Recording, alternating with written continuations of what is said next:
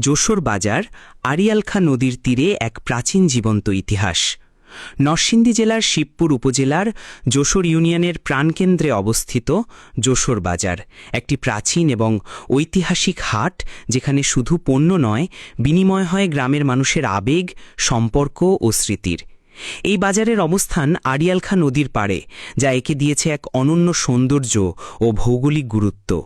নদীর ঘাটে দাঁড়িয়ে থাকা সেই পুরনো গার্ড বা ঘাট আজও সাক্ষ্য দেয় কত শত বছর ধরে এই স্থানে লোকজন নৌকায় করে এসেছে সবজি, ফলমূল ও অন্যান্য পণ্য নিয়ে। নৌকা, ঘাট ও হাটের দিন। আগে যখন রাস্তাঘাট ততটা উন্নত ছিল না, তখন বর্ষার মৌসুমে দূর দূরান্তের কৃষকরা নৌকা করেই বাজারে আসতেন হাটবারে, বুধবার ও শনিবারে। নদীপথ ছিল তখনকার হাইওয়ে। এখনও বর্ষাকালে মাঝে মাঝে সেই পুরনো দৃশ্য ফিরে আসে। নৌকা বোঝাই সবজি পানিতে দুলে দুলে এসে ভিড়ে বাজারঘাটে। হাটের দিনগুলোতে বাজার হয়ে ওঠে এক উৎসব মুখর জায়গা। শুধু গ্রামের লোকজন নয়, পাশের ইউনিয়ন বা উপজেলা থেকেও অনেকে আসেন সবজি, মাছ বা দৈনন্দিন প্রয়োজনীয় জিনিস কিনতে। টিনের ছাউনির নিচে জীবনের গল্প।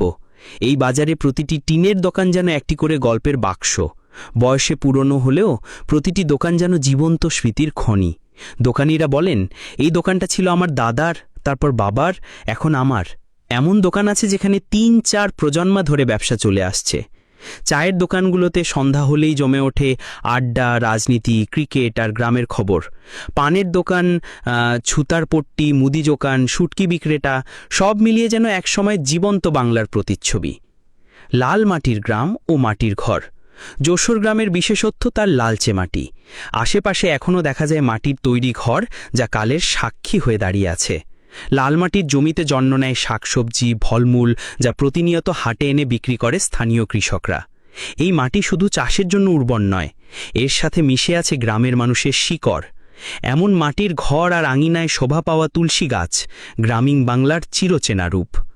যশোর বাজার কেবল একটি কেনাবেচার স্থান নয়, এটি একটি ঐতিহ্য, একটি ইতিহাস, একটি আবেগ। এখানে পুরনো মানুষের স্মৃতি, নতুন প্রজন্মের আগ্রহ আর গ্রামের জীবনযাত্রার মিলন ঘটে। যশোর বাজার তাই একটি গ্রামের নয়, একটি সময়ের প্রতিনিধিত্ব করে, যেখানে নদী, মানুষ, মাটি, ঘর আর হাট একসাথে মিশে তৈরি করে এক অনন্য গ্রামীণ জীবনচিত্র।